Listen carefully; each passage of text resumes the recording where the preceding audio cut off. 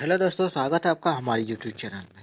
चलिए आज के वीडियो में हम लोग बात करने वाले हैं इकोनॉमिक्स मेजर के इम्पोर्टेंट क्वेश्चन का। ठीक है, तो जो कि आज के वीडियो में जो हम लोग देखेंगे और उसमें समझेंगे आज के वीडियो में कि आखिर होता क्या है। देखिए क्वेश्चन क्या है हमारे पास, कुल उपयोगिता और सीमांत उपयोगिता की परिभाषा दे।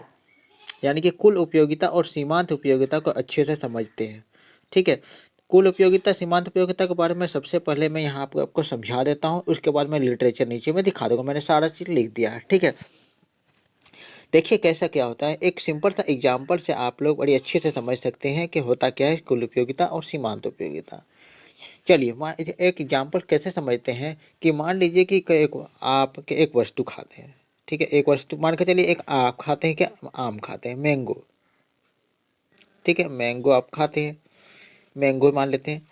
जब आप एक आम खाएंगे, आप जब एक आम खाएंगे तो आपको संतुष्टि कुछ मिलेगा। आप बोलेंगे संतुष्टि कितना मिला, तो संतुष्टि आप बोलेंगे कि मुझे 3 यूनिट का संतुष्टि मिला, मतलब मुझे संतुष्टि मिला।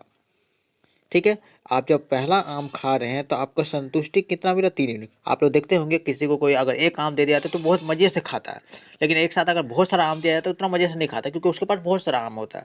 तो जब हमने एक आम दिया तो वो खाया तो उसे संतुष्टि कितना मिला, 3 यूनिट का। एक आम खाने के बाद जब हम दूसरा आम उसको खाने के लिए देते हैं तो वो दूसरा आम खाता है तो उसे संतुष्टि थोड़ा कम मिलता है। संतुष्टि ज़्यादा नहीं मिलता, थोड़ा सा कम मिलता है। तो संतुष्टि कितना, जब वो दूसरा आम खाता है तो उसे संतुष्टि कितना मिला, उसे मिला है मान के चलिए 2 यूनिट संतुष्टि मिला। फिर उसके बाद वो इतना दूसरा आम खाने के बाद जब वो तीसरा आम खाता है तो उसकी जो संतुष्टि भी घट जाता है, यानी कि 1 यूनिट का संतुष्टि मिलता है। ठीक है, देखिए जैसे जैसे आम एक एक करके ज़्यादा खा रहा था उसको संतुष्टि भी कम हो रहा है। फिर जब अगर उसी समय अगर हम जब चौथा आम उसे खाने के लिए कहते हैं तो उसे एक समय आ जाता है तो उसको बोलते हैं कि आम मुझे नहीं खाना है, क्योंकि ऑलरेडी वो 4 आम खा चुका है और उसके बाद उसको खाने का मन नहीं कर रहा। तो नहीं खाएगा तो वो संतुष्टि क्या उस समय 0 होगा। लेकिन फिर से हम उसके बाद बोलेंगे चल नहीं आपको तो 5वां आम खाओ तुम, तो 5वां आम खाएगा तो उसका संतुष्टि क्या होगा, उसे ज़बरदस्ती खाना पड़ा तो उसे माइनस में संतुष्टि मिलेगा। ठीक है, यहाँ पर आप एक चीज़ को समझिए कि ये हमने क्या लिखा है, एक वस्तु लिखा हुआ है। ध्यान से देखिएगा कि वस्तु लिखा हुआ है, 1 यूनिट 2 यूनिट खा रहा है। ठीक है, अब फिर यहीं पर हम लिखते हैं कि ये जो 3, 2, 1 लीटर इसको हम MU लिख देते हैं। यही जो है आपका सीमांत उपयोगिता है। सीमांत उपयोगिता कैसे समझ रहे हैं कि जब हम वस्तु एक एक करके बढ़ा रहे हैं, 1 वस्तु 2 वस्तु 3 वस्तु, तो सीमांत उपयोगिता क्या हो रहा है, कम हो रहा है। 3 है, 2 है, 1 है, 0 है पाने से। तो सीमांत उपयोगिता को हम यहाँ पर समझ लेते हैं कि जैसे जैसे एक एक वस्तु का उत्पादन हम उपभोग बढ़ता है, उपयोग हम जगह से जैसे वस्तु का उपयोग बढ़ता है तो सीमांत उपयोगिता भी क्या हो रहा है, यहाँ पे घट रहा है। देखिए 3, 2, 1, 0 -1 हो गया, यानी सीमांत उपयोगिता यहाँ पर घट जा रहा है। यहाँ पर दो चीज़ आप लोगों ने समझ लिया, ये वाला लाइन हमने जो क्या बनाया है, मार्जिनल यूटिलिटी। अब उसी के बाद हम लिखते हैं कुल उपयोगिता, मतलब टोटल यूटिलिटी। ये वाला हो गया आपका कुल उपयोगिता। हम यहाँ पर जो MU लिखा है ना वो क्या है, सीमांत उपयोगिता, और TU लिखा है ना तो कुल उपयोगिता। तो कुल उपयोगिता कैसे निकालेंगे, देखिए पहला वाला यूनिट जब उसने खाया था तो उसे उपयोगिता कितना मिला था, तो 3 मिला था। जब दूसरा यूनिट इसमें खाया तो उपयोगिता कितना मिलेगा, तो ये 3 और 2 कितना होगा, जोड़ देते कितना होता है, 5 यूनिट का उपयोगिता मिला। कुल उपयोगिता बात करा तो सबको जोड़ना है। ठीक है, अब जब वो तीसरा यूनिट खाता है तो उसे कुल उपयोगिता क्या होगा, ये आपको यहाँ से यहाँ तक जोड़ना होगा। तो 3, 2, 5 और 1, 6 उपयोगिता मिला। लेकिन जब चौथा चौथा आम खाता है तो उपयोगिता देखिए यहाँ से 3 से लेकर यहाँ तक जोड़ते हैं तो फिर उपयोगिता फिर वही 6 का 6 ही रहता है। ठीक है, यहाँ तक लिख देते। उसके बाद जब वो 5वां यूनिट खाता है तो क्योंकि यहाँ माइनस में आ जाता है तो उपयोगिता यहाँ से अगर ऊपर से लेकर नीचे तक जोड़ते हैं तो क्योंकि -1 हो जाता है, यहाँ पे उपयोगिता 5 हो गया। आप एक चीज़ को ध्यान से समझिए कि जैसे कि जैसे यूनिट बढ़ा तो कुल उपयोगिता एक समय 3 था, फिर 5 बढ़ा, फिर 6 बढ़ा। ठीक है, यानी कि पहले कुल उपयोगिता बढ़ रहा है, फिर एक समय में रुक गया, अब फिर क्या हो गया, कुल उपयोगिता घट गया। यानी कि यहाँ पर इस तरह से हम कैलकुलेशन कर सकते हैं कुल उपयोगिता को, और इस तरह से समझ सकते हैं सीमांत उपयोगिता को। उम्मीद है आपको ये चीज़ या ये डाटा आपको समझ में आएगा। जैसे जैसे वस्तुओं का एक एक इकाई उपयोग करने बढ़ते हैं तो सीमांत उपयोगिता तो घटता है। ठीक है, हमेशा सीमांत उपयोगिता घटते रहता है। टोटल यूटिलिटी मतलब सीमांत उपयोगिता घट रहा है यहाँ से, लेकिन कुल उपयोगिता क्या होता है, पहले तो बढ़ता है, फिर एक समय में रुक जाता है, फिर घटने शुरू हो जाता है। तो ये होता है कुल उपयोगिता और सीमांत उपयोगिता। उम्मीद है ये चीज़ आपको समझ में आया होगा। तो चलिए आगे हम लोग इसको लिटरेचर के रूप में आप समझ लेते हैं। तो लिटरेचर के रूप में सबसे पहले हम बात करेंगे कि कुल उपयोगिता क्या होता है।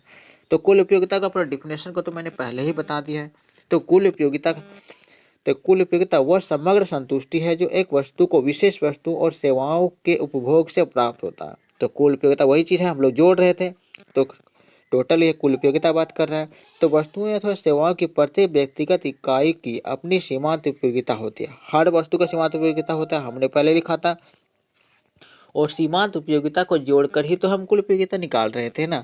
तो यही चीज़ है कि कुल उपयोगिता ऐसी सभी व्यक्तिगत वस्तुओं की सीमांत उपयोगिताओं का योग है, जो कि सीमांत उपयोगिताओं का योग करता है। ठीक है। ग्राहक की प्राथमिक चिंता कम से कम लागत पर अधिक से अधिक उपयोगिता प्राप्त करना होता है। यहाँ तक हम लोगों ने समझ लिया कि कुल उपयोगिता क्या होता है। तो कुल उपयोगिता सीमांत उपयोगिताओं का योग होता है। जब जैसे जैसे एक एक वस्तु का उत्पादन, जैसे उपभोग उत्पादन नहीं उपभोग जैसे जैसे करते जाते हैं तो सीमांत उपयोगिता घटते जाता है। ठीक है। लेकिन कुल उपयोगिता उसी हिसाब से पहले तो बढ़ता है, फिर रुकता है, फिर घटते जाता है। आगे देखिए। ठीक है। जो हमने पहले लिखा था कुल उपयोगिता को टोटल यूटिलिटी, यानी कि इसको इंग्लिश से आप टोटल यूटिलिटी कह सकते हैं। Total utility. ठीक है। यूटिलिटी यानी शॉर्ट में TU लिख सकते हैं, जो हमने पहले TU लिखा था। ठीक है। उसके नीचे क्या है कि सीमांत उपयोगिता है।